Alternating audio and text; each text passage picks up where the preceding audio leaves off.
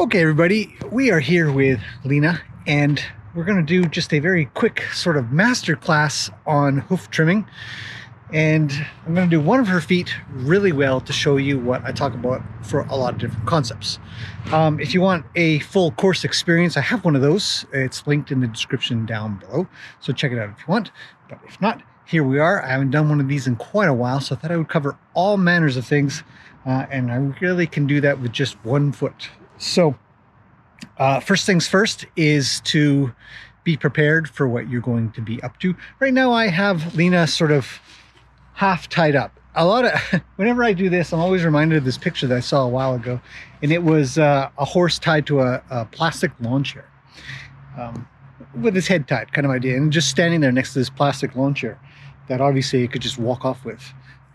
And this is really kind of a placebo or sort of a mindset kind of thing. She would stay otherwise, but because I'm going to be messing with the camera, I didn't want to have to go and follow her if she wanted to go get a drink of water or something like that. We won't be here for that long. It's more of a just in case. But generally I say don't tie your horses up.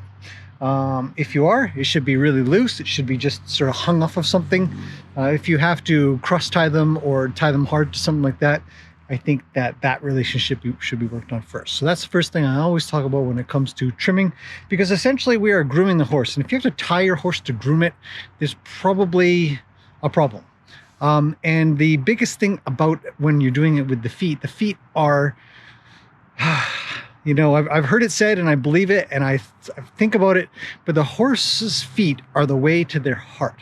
If you can take care of their feet so that they can walk around pain-free or comfortable, then you're going to reach an area inside of them that equates to trust and friendship, because you are grooming them. You're just grooming the feet. You're not grooming the mane or the forelock or the body, or scratching something or brushing something that they really, really like. They also really, really like their feet taken care of as well. And I think that when I'm done this, I'm going to be covered in Lena's fur. I have ideally chosen black, thank goodness. Obviously this is going to be a mess. But when we're working on the feet, it's so very important to be careful, thorough, and listening to what they're trying to say. If we end up being rough, or we end up being very uncomfortable for them, they need their feet to walk away, to run, to get away from things, then it can just make everything go downhill. You're just going to make the next time you do the job harder. So, tools of the trade. I've got a pair of gloves on that are cut free. They are Kevlar. They've got Kevlar in them, so they don't break. They don't get cut. They don't get abrasions. Great to protect your hands. You never know when you're going to kind of slip or your rasp is going to go kind of funny. So I say always wear gloves. We've got a double-sided hoof knife that we're going to be using for this particular job. Just a basic hoof knife, nothing special to it. You can find these everywhere. Just try to make sure that it's sharp. I think mine's reasonably sharp, so we'll see how it goes. Another thing that I generally recommend are a pair of,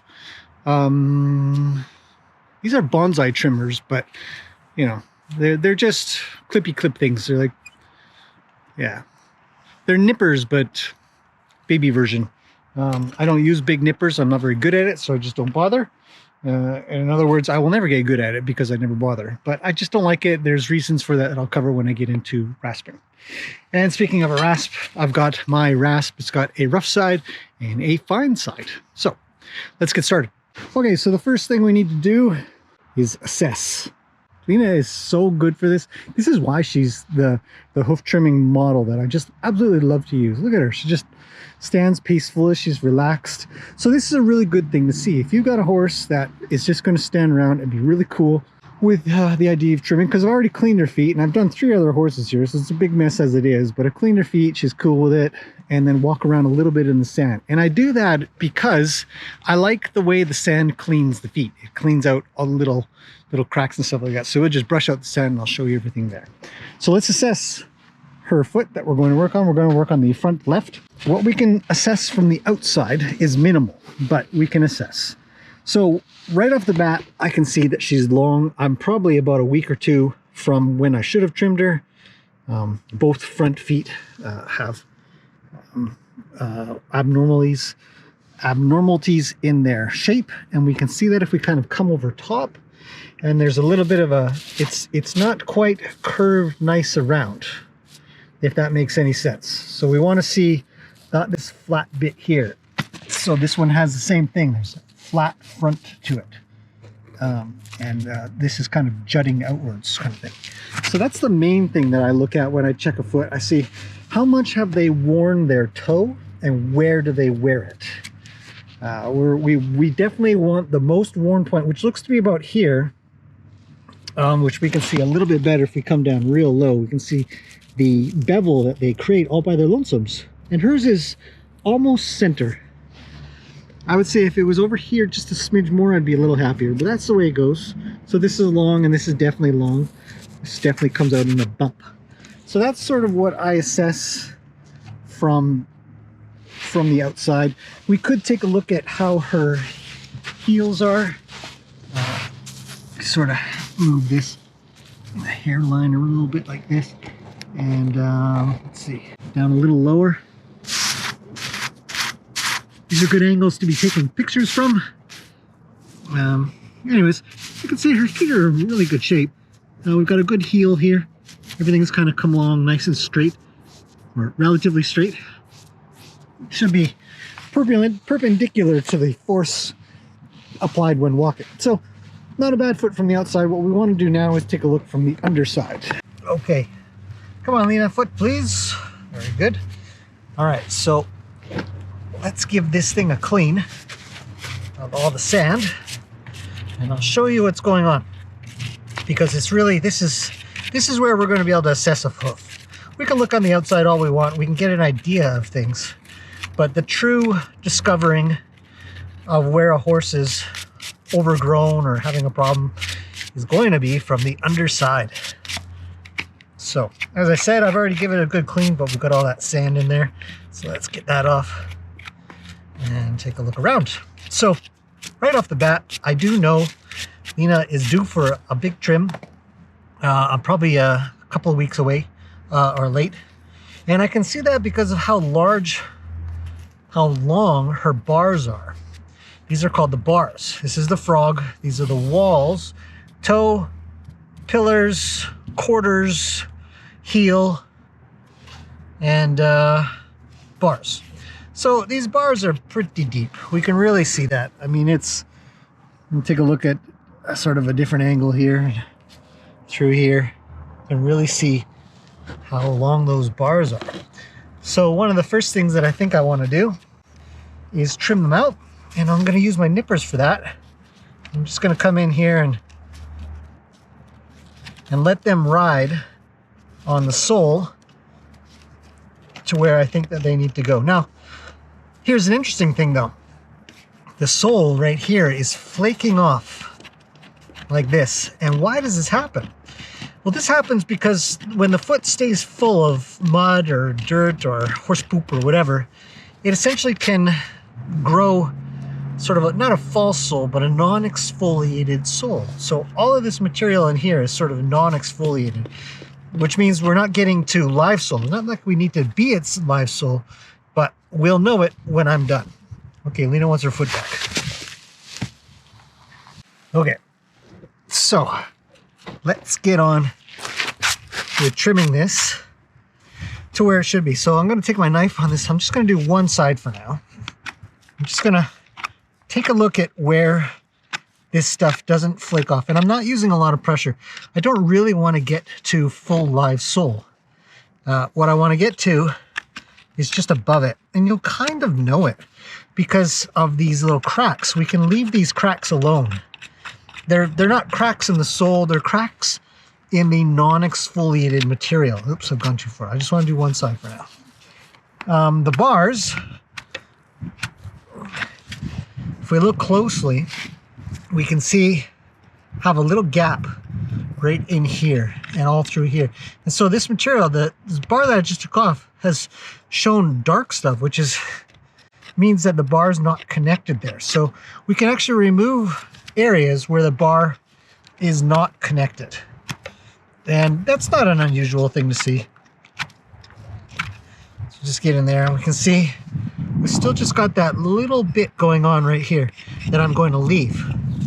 Then I'm going to create a bit of a bevel there on the inside of the bar. And I'm going to let the rest of this sort of lift off and grow off on its own.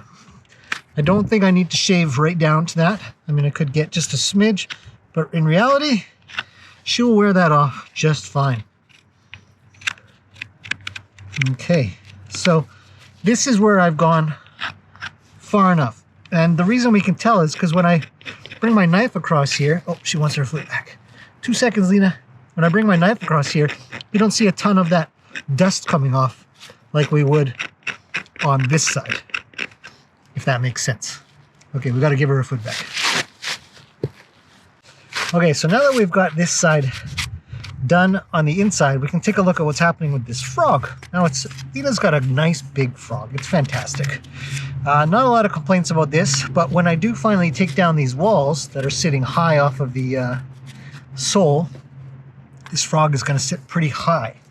So I'm going to take a look. I'm going to take a look kind of from the side, and I can see right here, sorry, right there, is where it's going to lift off. You see that? I'm just going to come around and just create a nice curve there. And then from there we can sort of determine, well, what now? Can anything more come off that needs to come off? And the answer is yes. Actually, we could probably come a little under here and just kind of trim off that. This is rotten. We can take that off.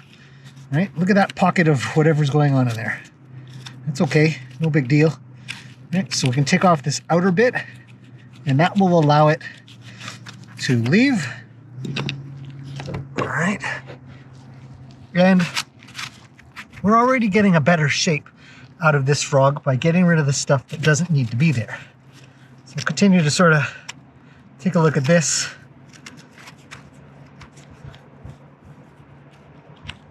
In case anybody's wondering if this hurts her, it doesn't. There's no feeling to the frog. It's really just a massive callus. Okay. So that allows us to sort of clean that area out. And then I can see that I can probably come down quite a bit based on how much is sort of worn out inside of here. So I'm just going to take my knife and take off a big chunk. It's not actually that big of a chunk, but it allows me to see what's going on shape-wise.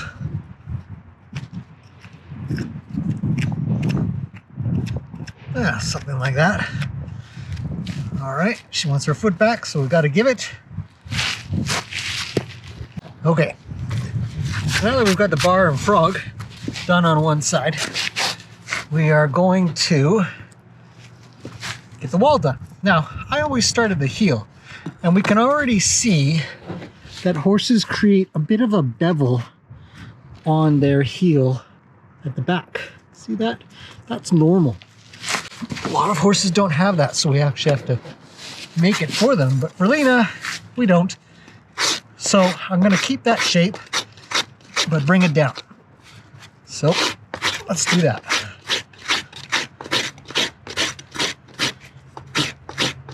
And I like rasping over nipping because I think it's healthier for the hoof in general.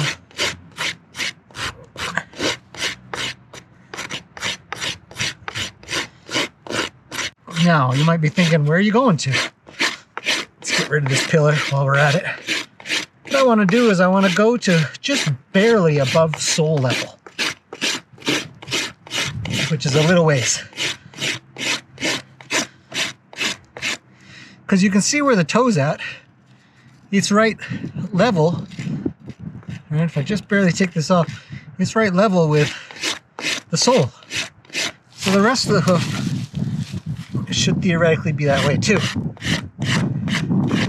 So we're just going to level it first, like so. Okay, we're getting there. The heels will stay just slightly up, though. She wants her foot back, and I don't want to fight. So now we're really getting somewhere. You can see this foot is really changing shape, just doing one side. Now, I've done all this with the rough side of the rasp because it's faster than the smooth side. But we'll get to the smooth side in a second. All right, so the next thing that I'm doing is giving it the same angle that you sort of see on the front, and I'm going to bring that all the way around. Hopefully that makes sense. So that when my rasp is moving, it kind of slides across lightly, and you'll see that I'll slowly start to make my way over to that worn part. But it will never make it there as long as this stays high. Right? So we don't want to touch our most worn part. This is our guide. And we just work our way around.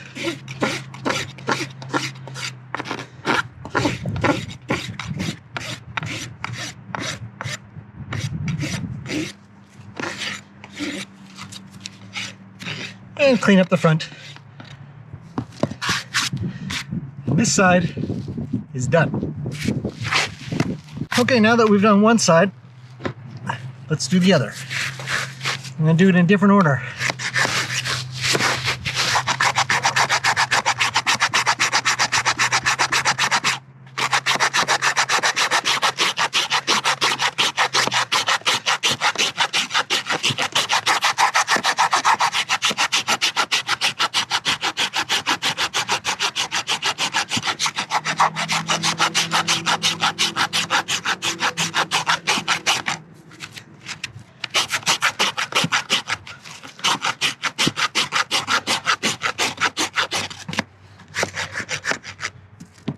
Oh, look at that.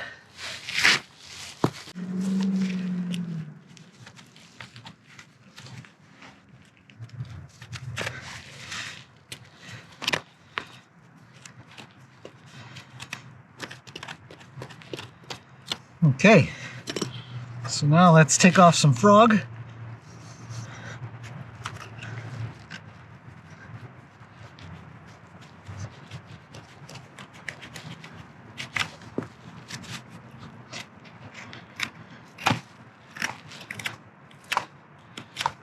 Clean out the central sulcus a bit. And the bar. Actually, I think I should sharpen my knife. If you're ever having trouble cutting, definitely sharpen your knife, because a dull knife will, or can be, quite dangerous, because you'll slip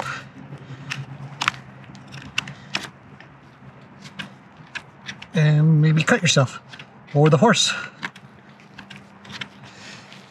Okay, hopefully this is making some sense. From the other side.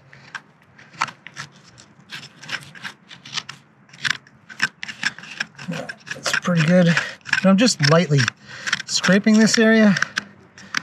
Not here, this is...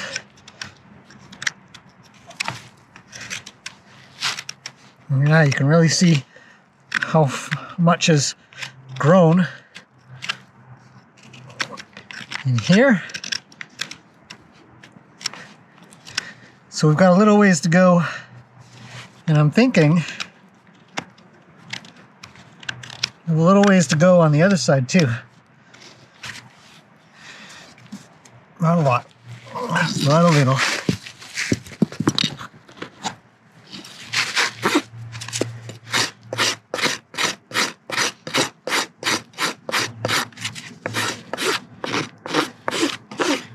There, it's a little better.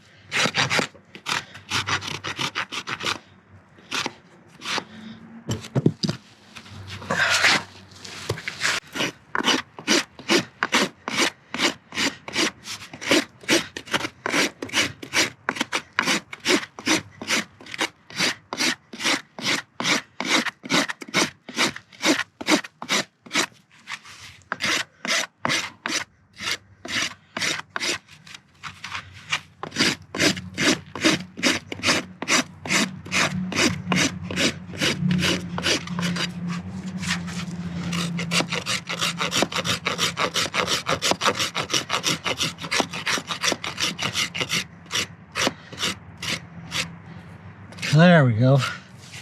Now we're getting somewhere. And so I'm not really going to touch this part of the sole, just to kind of make sure that it's proper balance. That's about it.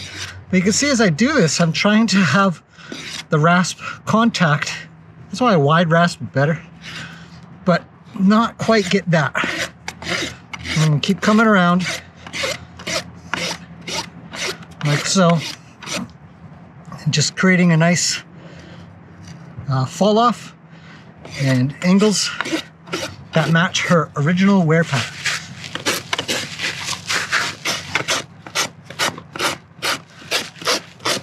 And a good bevel. Okay. Okay, we are on the home stretch now, so let's get it done.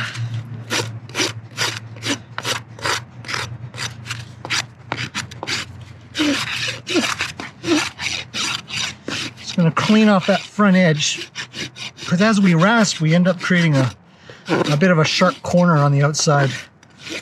So I always take my rasp and just kind of come around like so.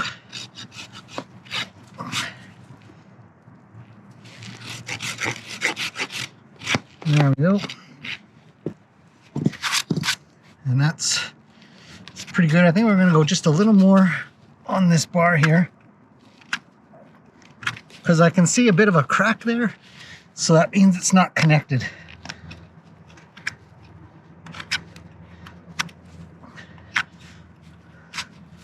Something like that. I know it's uneven in lengthwise, but that's okay. It just means that there's some extra there. We'll let her sort of wear off a bit herself. It's not going to affect her, but everything else is pretty darn good.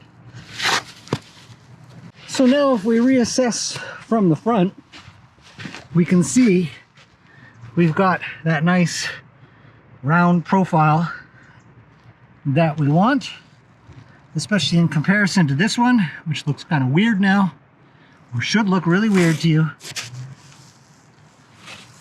And nice foot from the side as well. No flare, no weird anomalies. Just looks good. Now she's been bugging me before I can get to that foot. I have to do that foot. So I'm going to do that one next. But hopefully that's been interesting for you guys. Here with Lena, with a little bit of a kind of a master class, I guess, in the beginner's hoof trimming ideas. I think anybody can do this with enough time, a little bit of practice. I think it's one of those things. It's just simply a skill that you can attain, and it's really good if you know the biology of the hoof. Again, cover all of that in the course. So if you want to check that out, look in the description below for the link. Okay, we're done. Her feet are looking fantastic. I've also given her a groom so I can make another Lena out of a Lena in fur. So there's her fronts, all sorted out, looking sharp, as you can see. And her backs, which are also in good shape, as you can see. Nice and clean, no flare, good heels, all that business. There's a lot that came off of her. She grows a lot of hoof. She grows very, very fast. And I love giving them a quick scratch and groom. I've got my rake, as you can see there, afterwards, to sort of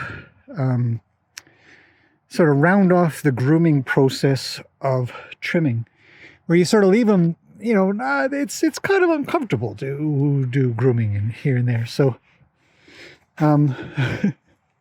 she says, keep scratching.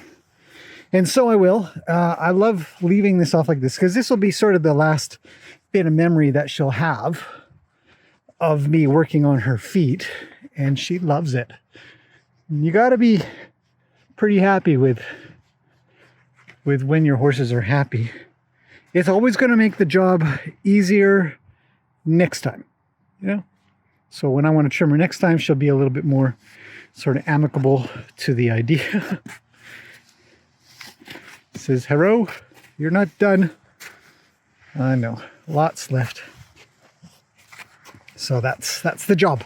That is the job. So hoof trimming isn't just about hoof trimming. There's a lot of horsemanship, a lot of horse communication, and looking to leave them in a good frame of mind. You know, I mean, I think if I could teach anything, even if you didn't get the hooves quite right, and I really wouldn't get too stressed about being a little off here and there, keep working at it.